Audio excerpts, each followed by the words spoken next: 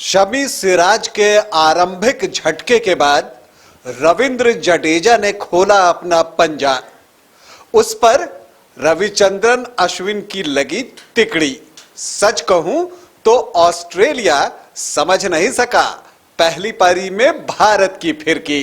नमस्कार, आप देख रहे हैं न्यूज बाइस्कोप और मैं हूं राकेश रंजन। भारत और ऑस्ट्रेलिया के बीच 4 टेस्ट मैचों की सीरीज का पहला क्रिकेट टेस्ट मैच नागपुर में खेला जा रहा है। गुरुवार को यह टेस्ट शुरू हुआ और इस टेस्ट में भारत की शुरुआत अच्छी रही। हालांकि टॉस तो ऑस्ट्रेलिया ने जीता था और पिच को देखते हुए बिना देर किए फैसला किया कि पहले बल्लेबाजी भी वही करेगा। मतलब पहले गेंदबाजी करने के लिए कहा उसने टीम इंडिया को। लेकिन इसके आगे की कहानी बताऊं उससे पहले बता दूं कि पहले क्रिकेट टेस्ट मैच में भारत के लिए 2 खिलाड़ियों ने टेस्ट डेब्यू किया। सूर्य कुमार यादव अपना पहला क्रिकेट टेस्ट मैच खेल रहे हैं और साथ ही साथ विकेटकीपर के.एस. भरत, शिखर भरत ने भी अपने टेस्ट करियर की शुरुआत जो है वो नागपुर से कर ली है। जबकि ऑस्ट्रेलिया की ओर से टॉड मर्फी ने अपना टेस्ट डेब्यू किया है और वो पहला टेस्ट मैच खेल रहे हैं।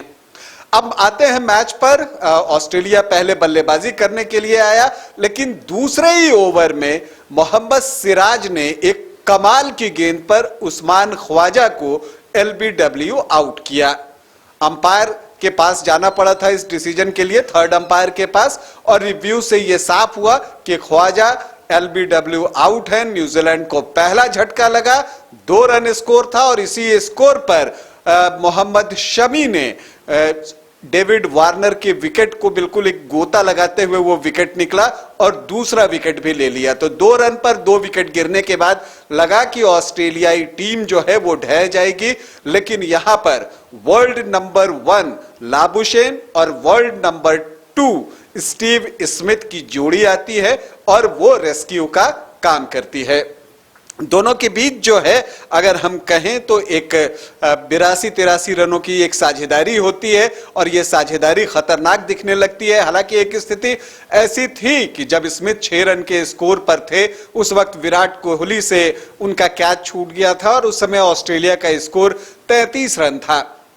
लेकिन उसके बाद दोनों ने संभल कर पारी को आगे बढ़ाया। लाबुशेन ने ज्यादा स्ट्राइक रखा अपने पास और तेजी से रन बनाने की कोशिश भी की, लेकिन इसके बाद जडेजा प्ले में आते हैं और जब जडेजा प्ले में आते हैं तो वहां से मैच का रुख बदल जाता है। वो पारी का 36वां ओवर था, 5वीं गेंद, और क्या कमाल की गेंद थी वो।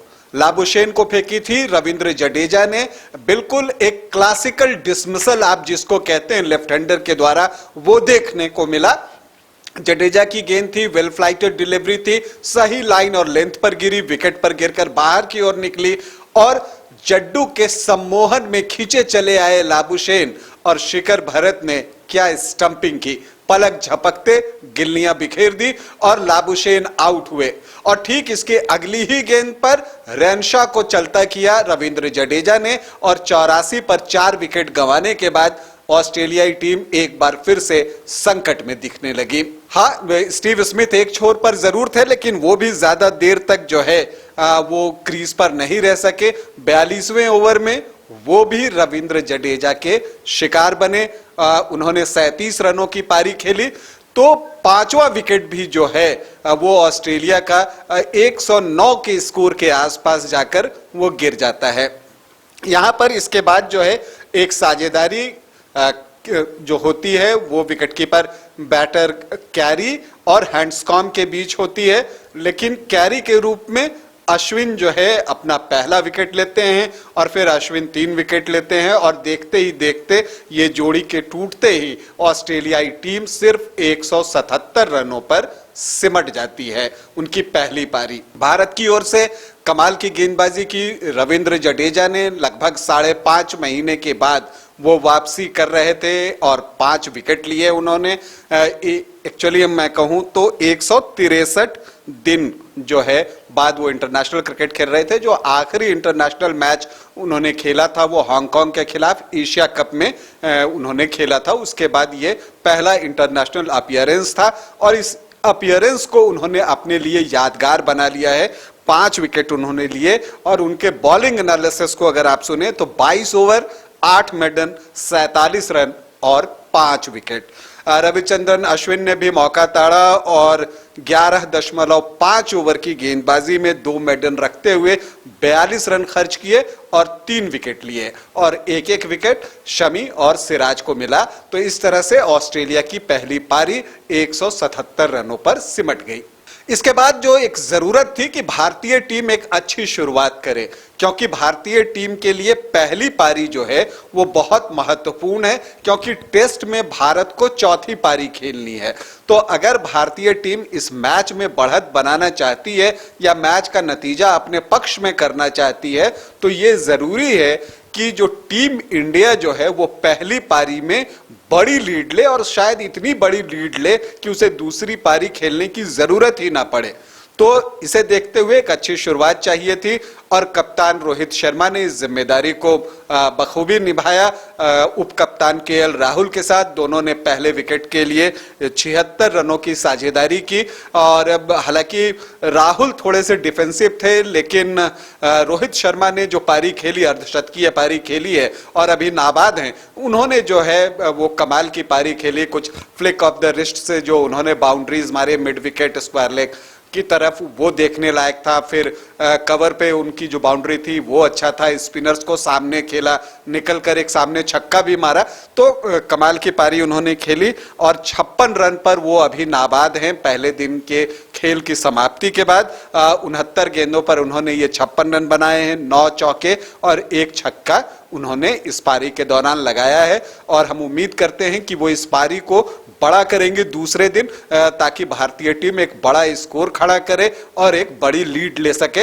हाँ, भारत को ये जो शुरुआत है वो और अच्छी हो सकती थी, लेकिन खेल खत्म होने के पहले जो पेन अल्टीमेट ओवर था, मतलब आखिरी ओवर से पहले वाला ओवर, उसमें जो है केएल राहुल का विकेट वो निकल गया। वो एक बड़ा नुकसान हो गया। केएल राहुल 20 रन बनाकर टॉड मर्फी के टेस्ट करियर के पहले शिकार बने, कॉटन बोल्ड आउट हुए और उसके बाद नाइट वॉचमैन के रूप में रविचंद्रन अश्विन को भेजा गया, जो उन्होंने बाकी समय निगोशिएट कर लिया।